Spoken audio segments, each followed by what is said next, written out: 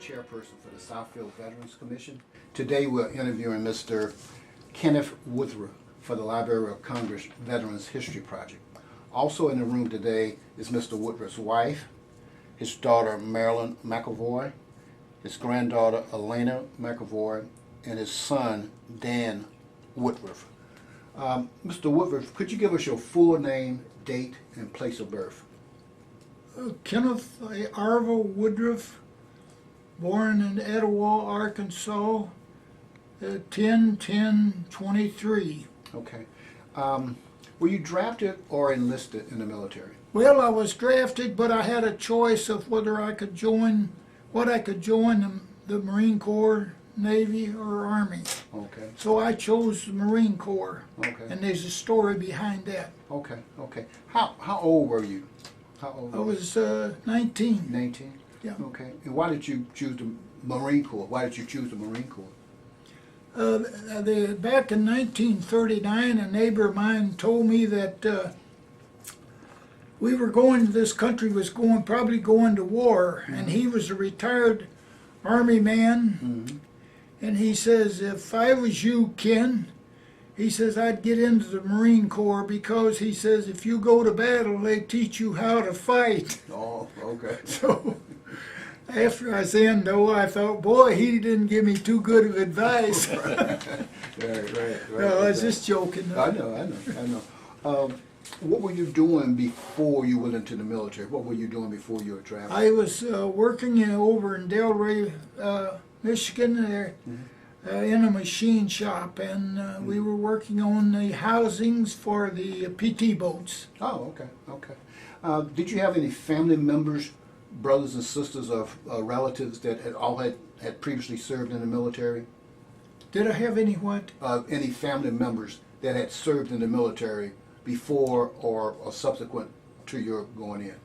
Nobody. No. So you were the only one? Okay. I had a son, or not a son, but a brother that went in the Navy later on. Okay. And once you were inducted, where did you go then? What was your first assignment? Where did you go? I went to San Diego, March the 23rd. I left Detroit, Okay. went to San Diego, went to boot camp there, Okay. and then went to Camp Elliott. Okay. And they, when we got out of boot camp, they told us that we could have a week's furlough. Okay. But they told us that anybody that lived east of the Mississippi wouldn't have time to go home and back, which took us 4 days on the train from Detroit there. Right. And said if you wait till you take advanced training, you'll be able to get a month's furlough. Okay. Let me stop you for a minute. Now, when you were headed to San Diego for boot camp, you went to San Diego for boot camp. Okay. What was your mode of transportation? Was it train? All the way. All the way. Was it a troop train or was it a commercial train? So there were a lot of GIs, Yeah. a lot of soldiers on there. Did you know any of the individuals there? Anybody from your neighborhood or from school, or did you know? So you were going by yourself then? You're right. Okay. All right. Had you ever been on a train ride before? Oh, yes. Had you? Okay. That long? No, probably Not that long, no. Okay. So how long did it take you to get there? How long did it take you to 4 get days. 4 days? 4 days. Wow. Was that a good experience when you think about it? Was it a good experience? Oh, yeah. Well, was it just camaraderie with all the guys and everybody? Yeah, you talk to the guys, and we, of course, we knew we were facing war, but we were all, congenial Sure. like that, yeah. Well, you were 19, right? You said 19? What? You were 19 years old? Yes, sir. Okay, so that was a 19-year-old being 19-year-olds then, right? 19-year-old boys being 18 and 19-year-old boys. Yes, Okay, yes. okay. All right. So now, once you got to boot camp, what was that like? What was your first experience when you were at boot camp? Well, the first thing, we went in and they registered us, and then they assigned us to a bunk and to a platoon, and the first night we were there, why they showed us how to make our beds. Okay. All right. And they give us our blankets and everything. They had our names stenciled on them, and we went into the cabin there, and they showed us how to make the beds. And then they tore them up, and they said, "Okay, you guys make your bed," and says you be ready to fall out. And I forget now, just a minute or so, you know. So everybody starts trying to make the beds, and he comes in. The sergeant comes in and says, "Stop, stop, everybody, stop." Says, "Fall out, go outside the door and get in a line." And so we all went out, lined up. He showed us how to line up and get out, you know. And he goes in, he takes everybody's bed sheets and blankets and throw them in the middle of the floor. Wow. And then he told us that outside, he talked to us a little while, and he says, "Okay, when I tell you to fall out," he says, "I want you to get back in there and get them beds made and make them right." So, of course, when he said fall out, everybody head for the door. Right. We get inside and start looking for our blankets. Of course, we just grabbed any sheets, but they didn't have our names on them, but we had to have them right blankets. Right. So we started looking for them, start making our bed. And, two or three people maybe got their beds half started, and he hollered, "Fall out" again. He told us, he said, "When I holler fall out, I want you to hit that door." Right. So that's what we did. So he takes and he throws them in the middle of the floor again. Wow. Then he talks to us a little while. Told us, he says, "When you go back in there, I want you to make them beds and get them made." He said, "You're going to have to learn how to get beds made fast." So he lets us go back in, and at that time, quite a few of us got our beds made pretty good, but not very many of them passed inspection. Of course, he come back in, threw them out in the middle of, let us out, threw them in the middle of the floor again. Wow.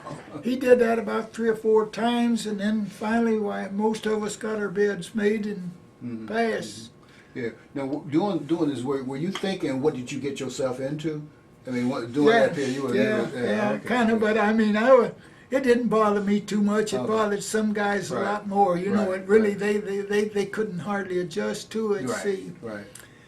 So, but it kind of got on your nerves a little bit, but you figured, well, this is part of it. Right. So how long was boot camp? Was it 8 weeks? 7 weeks. 7 weeks? 7 weeks, yeah. I guess it probably used to be 8 weeks, but they cut it back, and I'm not sure, but what they cut it back 6 weeks. I don't. Okay. If I remember correctly, we had four weeks at the base there, and then we went to the rifle range, and I think it was the 7 weeks. I can't remember exactly where we spent it all there. Right. But okay. Now this was what camp was this? What was the name of the camp again? it was just San Diego Marine base there at San Diego. Okay. Yeah. All right. Now Camp Elliott. Camp Elliott. Okay, Camp Elliott. Camp Elliott was it is over a different place now. That was after you got out of boot camp, you went to Camp Elliott. Oh, okay. Yeah. Okay. Okay. We're gonna stay. Okay. Now, how did you adjust to boot camp? Did you the food, the exercise, the getting up early and running, and how did you adjust to Well, I did pretty good. I mean, I figured, hey, this is it. You got to do it. You got to do what you have to do. Right. And you were young. You were a young guy at that time, so you can. Did you get homesick? That first. Well, a little bit, but not. I've seen guys that, man, listen, it really, people, they say, how do you get homesick? But I've seen some guys that was pretty tough guys get homesick. Yeah. So what do you think of the food? What do you think of the food initially? Well, some of it I wasn't excited about, but I mean, I figure I got to eat, so Right. Okay. I eat what I really wanted. If I didn't like it, well, then I didn't eat it. But I didn't intend to. I'd eat some stuff that I wasn't crazy about. Okay. But okay. I'd say it was okay. I mean, under the circumstances. Right. So you adjusted decently well. You got with the program, so to speak. Yeah. Okay. Now you went to the rifle range, Had you ever fired a weapon before? Yes, I had guns. I've bird hunted as soon as I was big Oh. enough to carry a shotgun. Okay. But I seen guys that was a lot better shot with them M1s than I was. A lot better shot. Okay. I wasn't a real top shot. Okay. But that's just strange. A lot of people won't believe that. I've seen guys come in there, they'd never had a gun in their hand. Man, they could shoot it expert like crazy. They were good shots. Right. So I had a brother that in civilian life he was a good shot, but I wasn't really a good shot. I mean, I was average. Yeah. You could kill somebody. Oh yeah, Okay. yeah. Okay. All right. Now, how were you staying? Did you write? You would write letters back and forth to home to your during that boot camp stage? I guess that's the only way you would communicate with home, right? Yeah. With Well, letters. they I think they read our letters. I'm pretty sure they read our letters there. I just wrote. I didn't tell them everything that wasn't good. I mean, I didn't want them to be concerned, Right, you know. Right. I got you. I just told them, I'm doing okay and this and that. So Right. I didn't write them a letter telling them, well, this is no good, this is that. Okay. In the Marine Corps, Right. if you wanted out, when Right. you went in basic, if you wanted out of the Marine Corps, you could get out. Oh. They told you, if you're not satisfied in here, Mm-hmm. you let me know, you're out. We had some guys Yeah. and our platoon that got out, but they didn't know it at the time. But what happened with them, they got out, and then they drafted them into the Navy or into the Army or Navy. So they didn't tell them that, but they Right. told them we don't want you. They told them, they said, if you don't want to be in the Marine Corps, we don't want you in here. Right. I got you. So they was in our platoon. We had a few, I don't know, maybe 2 or 3 that chose to get out. Okay. Yeah. Where did you go then after boot camp? You went to Camp Elliott then? Well, we took supposed to be taking advanced training out there. We took some training. We went through the obstacle course where you crawl through barbed wire and underneath them shooting over you, and all kind of things like that. Right. But I didn't stay there very long. We, for some reason, we were supposed to get a 30-day furlough after we were there, but for some reason, I guess they had a shortage, and they took a bunch of us and shipped us overseas. Oh. So I never did get my 30-day furlough till after I was been overseas and the war was over. Yeah. And so you went straight from boot camp to war? You went straight to boot camp to overseas? No, I went straight to Camp Elliott. Now I was there for a while. We Right. took some training there. Right. Okay. See, but let's see. When did I go overseas? I can't tell. Have you got that? You got that sheet? I went overseas. I think it's July July of 43? July of 43. Is Okay. that on here? When you went in March, and Okay. About 3 months Yeah, later you okay. went overseas. Okay. So I went overseas then. Now, how did they prepare you? You went to the rifle range and you went to the obstacle course and all that jazz. Was that the only training you got before you went overseas? Yeah. They didn't give me the full. They didn't give us a bunch of us full training. Right. They shipped us over. So they needed you guys overseas. Yeah. Okay, and how did you get there? By way of boat? We went to San Diego. They took us, not to San Diego, San Francisco, by a bus, and then we took the USS Matsonia from San Francisco to Pearl Harbor, and. Okay, to Pearl Harbor, and then you just stopped in Pearl Harbor just. We were there for a few days. And then you went on to where? And then we went on to Johnson Island. Okay, all right. Now, from San Francisco to Hawaii, to Pearl Harbor. Yeah. Had you ever been on a boat before that big? No, probably. Not a ship. Not no. a ship. I meant a ship. Yeah. Did you get seasick? Yeah, a little bit. Did you? Yeah, I did. Okay. Yeah. Well, did a lot of guys get seasick? Oh yeah. Okay. You take in the John, you go in the John, there was Right. Yeah. Yeah. that much. It seemed Yeah, bad. yeah. Yeah.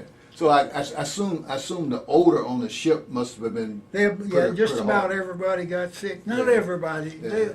Everybody don't get sick, but a big percentage of them does. So did a lot of guys go on the top deck, just hang out on the deck, as opposed to down in yeah. the base of the ship?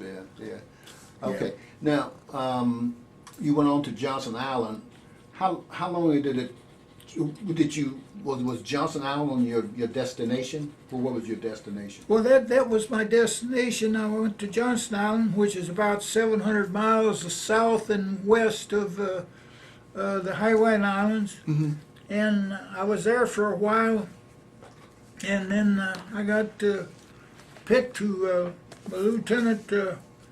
They put me in searchlights, and we were attached to 90 millimeter guns, anti-aircraft guns. Okay. And the lieutenant picked me and another guy to go back to Pearl Harbor to go to searchlight school. Okay. And I went back there and went to searchlight school. They flew me back on a PBM, big sea plane. And we went to school, a 6-week course, cram. Boy, I mean, you wouldn't believe the stuff they crammed us with a 6-week course. Okay. But you learned a lot for searchlight maintenance. Right. And yeah. Okay. What was so the searchlights? Were they? You learned. You went through the maintenance of the searchlights. Yeah. Okay. What was the hardest thing about that school? Or do you remember the hardest thing about it? Well, the electrical part of it was the hardest part of it because I didn't know much about electricity and stuff, and I had to learn, all about this, what this represented, and stuff like that. So all new stuff then. Yeah, it is a pretty big course crammed in 6 weeks. Yeah. But before I left, when I got to Johnson Island, I was assigned to searchlight, and I really started applying myself, and I read the repair manuals a lot, and that's probably the reason the lieutenant picked me to go back to school. Oh, okay. And after the school, then I went back to Johnson Island. I rode it. Well, the first time I went out there, I went on the little old USS Pan A. The Pan A is a sister ship that the Japanese sunk in the Yangtze Rivers in 1937. Okay. So it's just really a big river boat. So you talk about getting seasick. I got seasick on that thing every time I went on it. Well, after I got out of school, going back on it, I got sick again. And I got back to Johnson Island, and I was there for a while. And then I forget, I got the dates here. What the date was that they asked for volunteers to leave Johnson Island and to go. They didn't tell us where we was going, but we was going down somewhere where the front was. Where they were. We knew that. Right. So there's about 60 of us volunteered to go on that group. So we went out. They took us out of the ship. Couldn't be big enough. It was bigger than Pan A. It couldn't get in the channel to Johnson. We had to. They had to take us out in a launch, and we climbed up cargo nest to get on with our equipment and stuff. But and then we went to the Marshall Islands, Majuro. Okay. Now let's hold it there. Let's hold it there for a second. Now, when you got back to the Johnson Islands from the maintenance school, did you ever use your skills? Oh yeah, So about how long were you there before you volunteered to go out? Probably about 3 months. About 3 months. Let's see, I can't remember the exact date. Okay. That's fine. But anyway, okay. about 3 months About 3 months. probably. Okay, so you actually used the skills that they taught you, and so what did you do? What was the what was the job of maintaining social life? What was the biggest thing about Well, maintaining? they were carbon arcs, and those things are 60 inches in diameter. And you have to clean them up after any operations. You have problems. You have a generator that generates electricity that they operate off of, and that was included in the maintenance course. And just like taking care of the engine, you had to add, or if they. Okay. I remember one time we had a problem with the rheostat. You turn it like you turn your rheostat up to give you more voltage and the lights to use more amperage. See, and we had a problem with it, and I had to take your tester, and of course, Right. you check to see what Right. poles was working, Right, what right, poles right, wasn't, right, and right. stuff like that. Okay. And then you had it was a self-feeding carbon rods. And, one of them, the positive was about like that, and the negative was about a little bit smaller. Okay. And they burned at an angle like this, and they burned at 3,000 degrees centigrade Wow. inside that 60-inch glass with a parabolic mirror right, that's like this, Right. and it's hot in there, and a lot of times it would get hot, and it would burn something out in there, and you'd have to go in and find out what was burned out and Okay. replace that, Okay. and you had to keep the feeds real clean, where the carbons automatically fed their cells. Did any of your maintenance crew, they ever get injured messing with all that electricity? Did anyone ever get injured in your No, maintenance not crew? injured there. A few times, cleaning the lamp, you had to crawl inside the lamps and stand on the floor, Right. and the bottom of the lamps, you had a hole to get in about like that, and you're standing there, and that edge of the lamp, the metal would hit you right below the knees there. And there's a lot of wind on Johnson Island. There was no trees. It's all bare. It's only about 200 yards wide and about a half mile long. Okay. So the wind sometimes would come and it'd catch you. You'd be in there cleaning that thing, catching it, just almost jerk you down. You'd have to just sit down and raise your feet up like that. So once in a while you'd get banged on your legs or something like that, but nobody ever got injured electrically or anything that way. Not seriously injured. Yeah, not seriously. Okay. All right. From there, so you volunteered to go to the Marshall Island. Well, I didn't know where we was going. I just volunteered because I figured, hey, we're going to sit here on Johnson Island. And guys go there and they stay there for 2 years, and then they'd rotate them back to the States. And it wasn't, these guys that stay there for 18 months, and they kind of gets a little bit squirrely, so I figured I'd just as soon be up on the front somewhere. You're young. Yeah, you you're figure, young. hey, Yeah, we're gonna fight a war. Let's fight it. So yeah. So you were a real Marine. no, I wouldn't say that, but you have. I know. Yeah. You have a feeling of you got to do something. You got to do it. Let's go do it. Yeah, see? I understand. And of course, this was after Tarawa, and we had people that flew in. The first two-engine plane that ever landed on Johnson Island landed there during Tarawa. As soon as they got the airstrip secured, they had injuries, and they landed there. On Johnson Island, first two-engine plane, B-26. It wasn't a B-25. Right. And it was after Tarawa, and a lot of us guys, we felt, hey, let's go after them or something like that. I don't know. Right. But after I got to Majuro, it was all calm there. In fact, Majuro was one of the islands that they took in the Marshall Islands. They took Coadlin and Weetalk, and they bypassed probably 7 or 8 with maybe 1,500 Japs on each one of them. And we got there, and I was assigned to a little island on the end of Majuro. Right. It was the main island, and then there was some more. It was in a circle. There's a big anchorage there. That's why they took it. Right. But there was no Japs on it when they took it. And all the Japs was on Eniwetok and Kwajalein. Now they had quite a bit of battle to those two. Right. But we got there, and we set up our lights over on a little island at the end with the 90 millimeters. So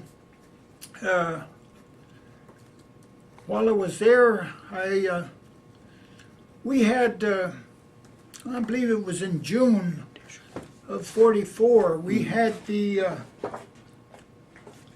one Jap plane come over, and we shot at him. It was during the daytime. We shot at him, and I could see the shells bursting in the air. Well, the first thing I thought of when I saw him up there, he was by himself. He just coming straight over his observation plane. And the first thing I thought of was, how come our fighters is not after him? You know, that is the first thing I thought of. But we started shooting at him with them 90 millimeters. After it's over with, we didn't touch him. I could see the shells bursting. They looked good to me. And I thought to myself, man, how come they didn't hit that guy, you know? But then after it was over with, we got to the guys in the rangefinder and found out he was flying at 42,000 feet. So those 90 millimeters only good to about 32,000. Right. So they had this guy souped up because their fighter planes wouldn't fly that fly. So this was a souped up. I got an article. You want to read something on it sometime, look up the Japanese Plan Yugo, or the Japanese Plan 10, number 2. They planned. Now, we didn't know this at that time, but they was planning to hit Majuro. They had plans to hit Majuro with 800 planes, and they was planning it, what they called it was a second Pearl Harbor. Right. Now, I didn't know that till about 2 years ago. I found this article on the computer. Look it up and read it. Yeah, well, you can share it with you. We can put it in your file. You can put it in. But this plane came over. That's the only one that I saw that come over, you know, during that time. Well, we knew they was observation because there's a big lagoon, a lot of aircraft carriers, a lot of battleships, cruisers is in there. Well, when we saw that plane, man, you talk about them ships pulling anchor, man. They got them old anchors up and got out of that. They got out of that lagoon fast. Otherwise they would have been like sitting ducks. They were in there because they'd been on missions, and then they'd come in there and they would let the troops go ashore and relax a little bit, and then they'd get supplies. Okay. So now, once you got to the Marshall Islands, you were still had your function of maintenance of I was in searchlight. Okay. Did you ever come under fire while you were there? No, not while you were there. That's the only plane. That's the only plane while I was over there that ever did come close to us. Okay. Yeah. Okay. All right. Okay. All right. Where did you go then? What was next for you? Okay. While I was there, I would like to tell you though, a buddy of mine was on watch one day, and we saw something out in the ocean, and it looked like a box, and we were on watch. We had binoculars. We was looking. We saw that, and it looked, you know, strange, and we kept looking at it, and the tide was coming in, and it was really coming in fast. And he was out over a quarter of a mile probably, and we kept watching this. After a bit, it got in closer, and we could recognize that it was somebody looked like with a Mae West or something. We could tell. And of course, we were on this little island. We didn't have any boat or anything to go out, but we kept watching it. And then when we got close enough, we decided it really was somebody. Well, we called the main island and told them. But this guy kept coming in, and a buddy of mine and I, we went out and went out as far as we could on the ocean side and caught him when he got in. The tide was bringing him in, Right. and we brought him in, and he was completely exhausted. He said the first thing he said to us was, he said, "These sharks have been following me all day long." This was in the afternoon, about 2:30, 3 o'clock. He said, "They've been following me all day." Well, we pulled him out, laid him down, put a blanket over him, and we'd called the main island. They sent a LCI, which is a landing craft infantry, around, picked him up and took him over to the hospital. But he told us that they'd been working on his plane and they took it up. He wasn't shot down, but he'd been working on his plane. He took it up to test it, and it conked out on him. And I don't know why I was concerned why they hadn't even let us know that he was missing. Right. But he'd been in the water for about 6 hours. Wow. So we pulled him in, and that's all we. After they took him over there, we don't know. He didn't seem to be really. He just seemed to be exhausted. Yeah. But that was one thing that I was, proud of. Okay. Now, you said you were you on basically were you ever on Peleliu? Were you on Peleliu? The what? Peleliu. Were you on the Peleliu Island? Okay, Peleliu. Yeah. When I left Majuro, I went to Ulithi. I went aboard. I went back to Pearl Harbor, Okay. and then I went to January the 2nd. I went aboard the Missouri battleship, which was brand new at that time. It hadn't been in the war zone, and about 100 of us Marines rode it from Pearl Harbor to Ulithi, which is in the Carolinas, Southern Carolina group. Right. And that's another big anchorage. It's one of the biggest ones in the world. And we went there. We stayed there for just a few days, and then we went aboard another ship going to Angar, which is 7 miles from Peleliu. Well, what we did, we went aboard this ship, and them dang sailors, it was a tanker. They told us they had it loaded with aviation gas, but after we got on, we found out it was a water tanker. But them dang sailors told us. Right. Yeah. So, anyway, we got on it. We rode it, which wasn't very far, about 1 day, 2 days, I forget now which, to Castle Passage, which is right there by Peleliu and Angar. So there, we were there overnight and part of the day. Well, whenever at Peleliu, we were right there by Peleliu, so they sent us out, unloaded us, brought us into Peleliu there. We changed boats there in Peleliu, changed into LCI, and then they took us 7 miles over to Angar. Okay. And Then, were you involved in the Battle of Peleliu? Not at all. You No, weren't involved. Okay. I wasn't on the front lines on any of them. Okay. Because everywhere, now at Angar, after Angar, I started back to the States. So you take, like with anti-aircraft and searchlights, what they do, even if I'd have been attached to any of the divisions, like at Okinawa or Iwo Jima or any of them, we would have moved in after they secured the thing enough for the to get in with them searchlights and set the searchlights and anti-aircraft up. So the good Lord, I think, saved me by me going to school. Otherwise, I could have ended up in the infantry anywhere along the line. That's why when I saw Peleliu, I remember Peleliu was a heck of a battle. It was well, when we were there, I was there in January, probably about the 15th, 16th, something like that, of 45. There was still troops all over it. There's troops on Angar when after I got to Angar. They used to send out patrols. Now, I never did, they send out Marines on patrols too, but I never was on any of them there at Angar. But we slept, where we slept was up on a ridge, and this hill went around here, and it had caves and stuff in it, and there's Japs in there every night. not every night, but a lot of nights they had guards set up here. These Japs would sneak out, come up there. After a while, they got hungry. They didn't have nothing to eat, and they were taking chances trying to do anything. Right, right. They right. kill quite a few like that. Right. They come up at night, you know, Sure, trying to get food. Yeah. But I never was involved in them. No, Okay, they okay. they didn't. Now I stood watch, but I didn't have to go on patrols. Now Sure. some of the Marines did have to go Right, on patrols. right.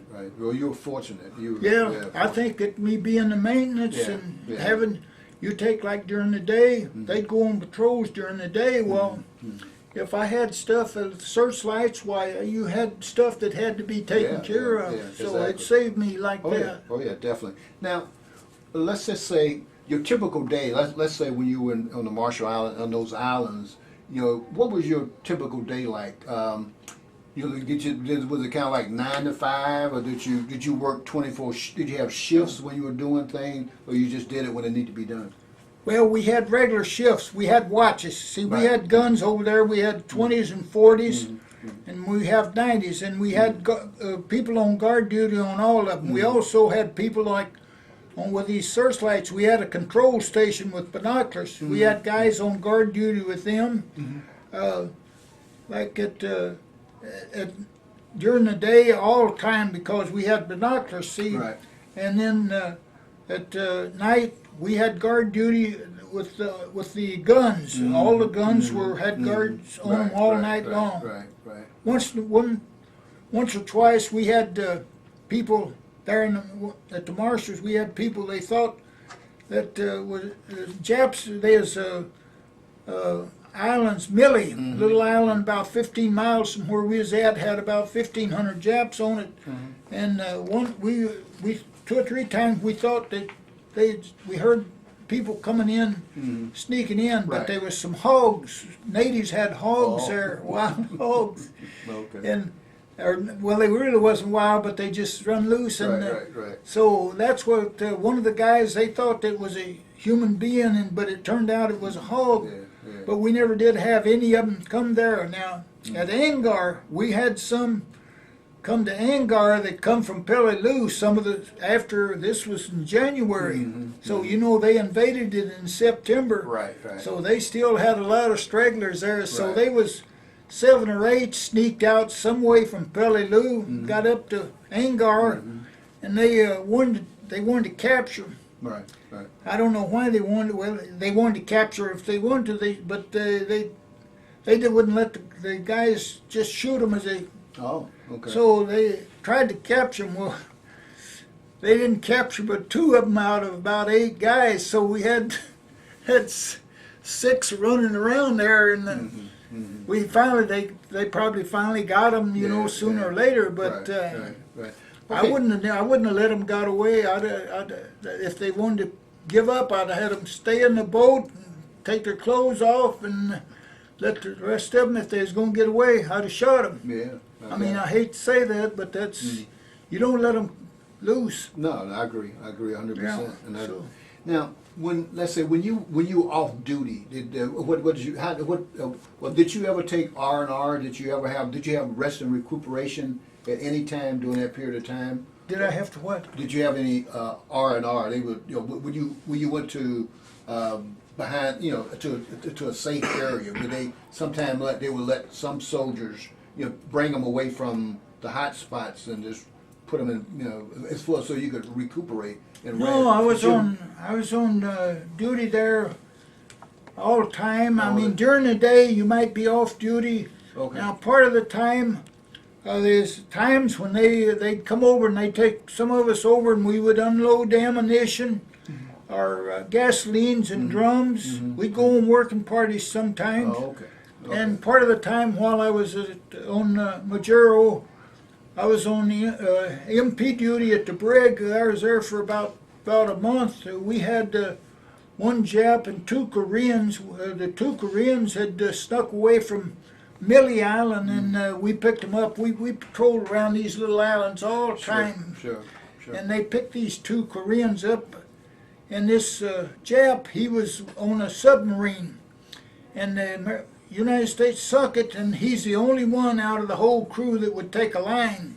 Wow. He was about 40 years old, and he was a barber in civilian life. So Oh, okay. while he was there, we had him in the brig. We kept him locked up all the time. Now the Koreans during the day, we'd let them run around in the yard, you know.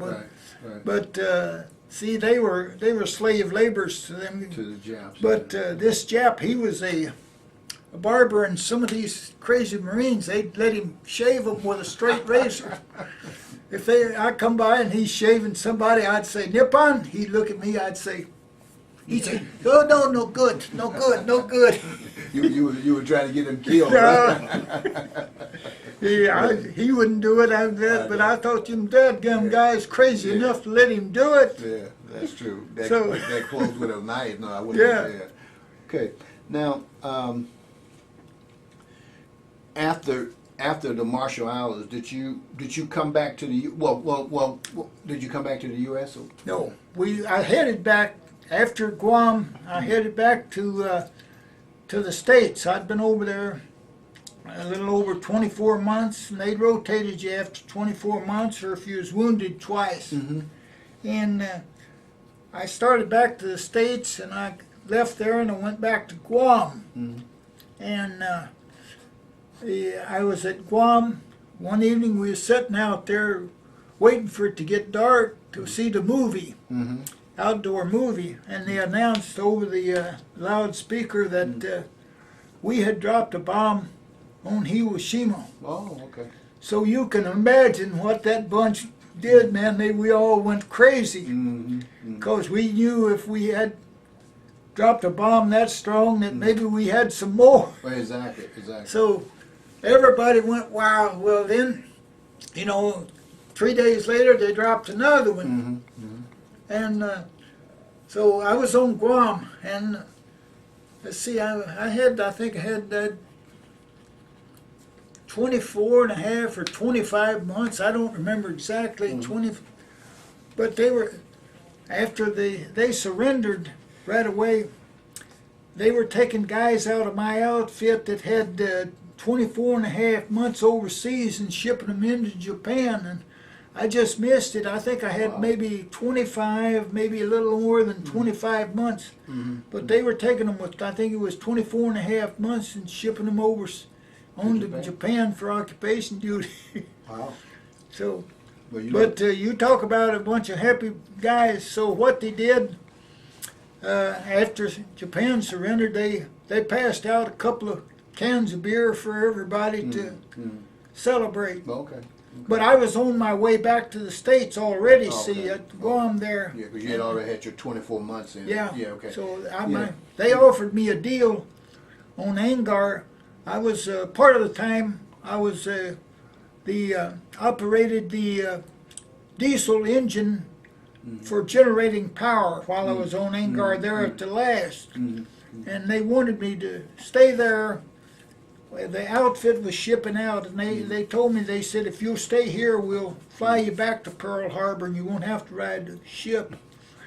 So I thought about it, but I thought, hey man, I get here, they'll forget I'm here, no telling how long. So I wouldn't take a chance on it. I went ahead, I told them, I said, I'll just take my chances, go by ship. But after that, they headed back to the States. Okay. And back to Pearl Harbor, and then back to the States. Okay. All right. Now, before we get back to the States, Okay. Did you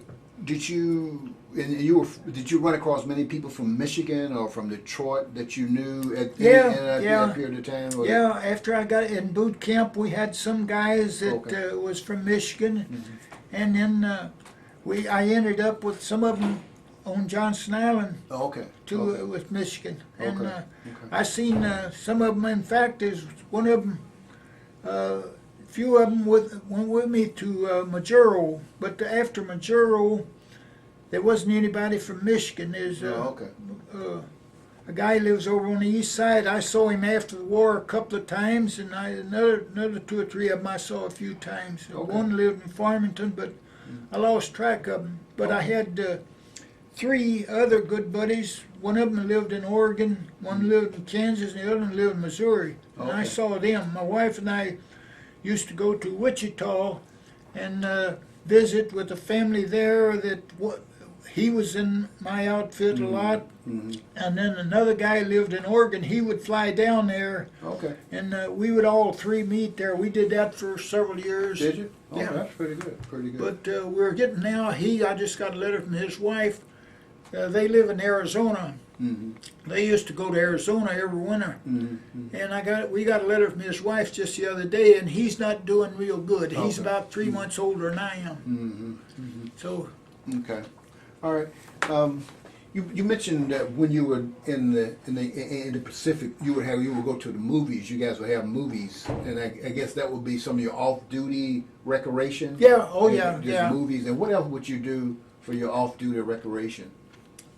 Well, not, if it was where they had a baseball field, field, we'd play baseball, softball, something like that. Mm-hmm. There on Angar, we played softball some there. That is one thing we did. Okay.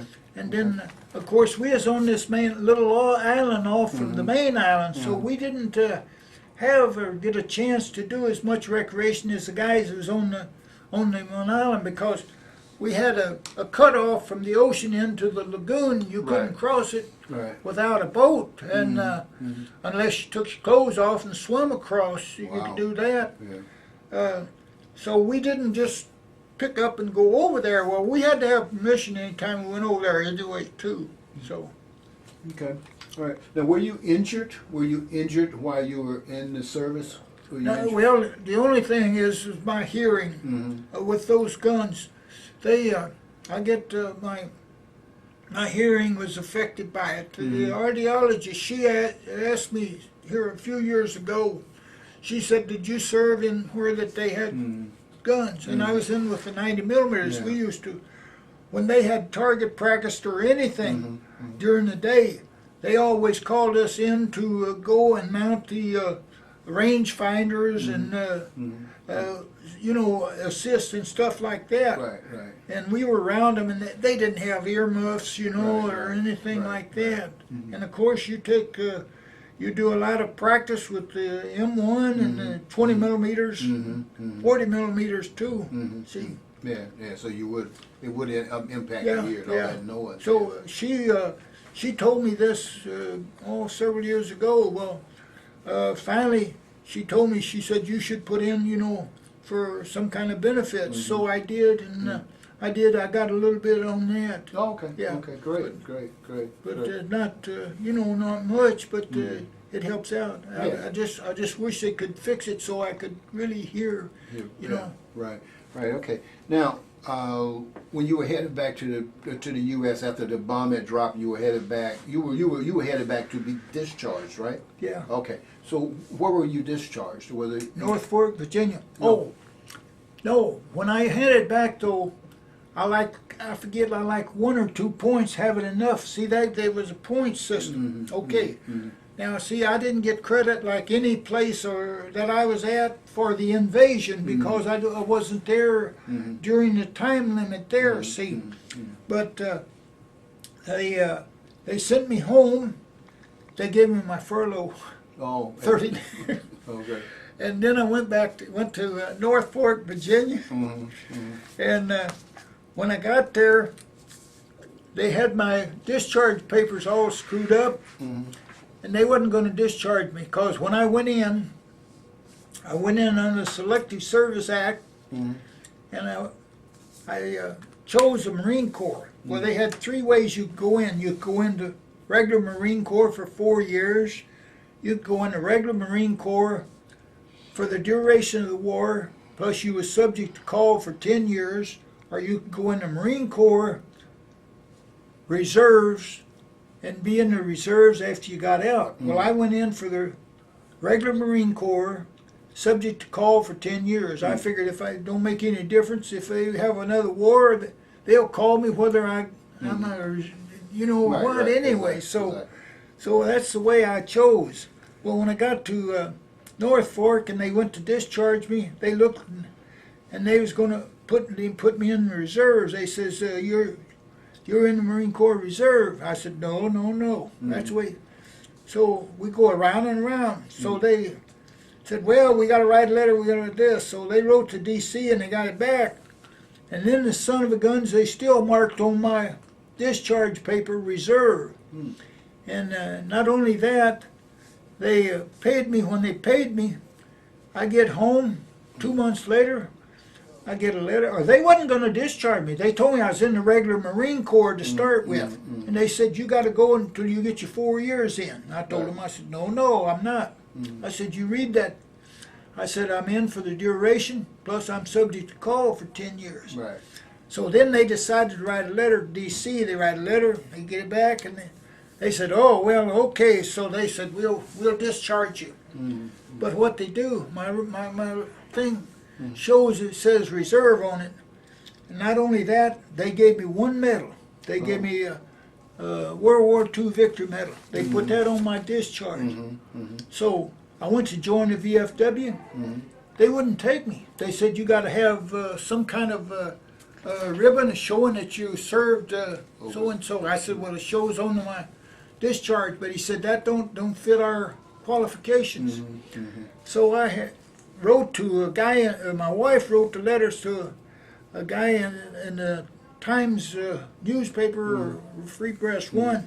So he took it up with the state commander. And the state commander, he got hold of the commander of the post there in Wyandotte and told him, he says, he's qualified, he says, to be in the VFW. So this was the commander, and he got sick, and he died.